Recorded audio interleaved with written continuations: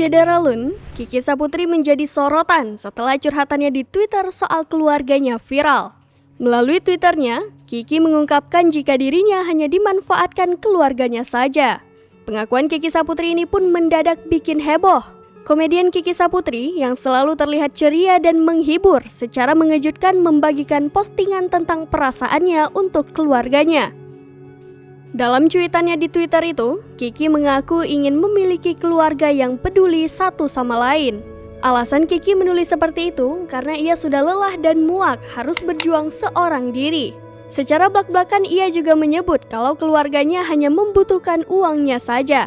Postingan itu pun lantas mendapat banyak perhatian dari warganet dan mereka pun turut meninggalkan komentar semangat di akun komika yang satu ini. Seperti yang diketahui, kini Kiki Saputri sedang menjadi bintang baru komedian Indonesia.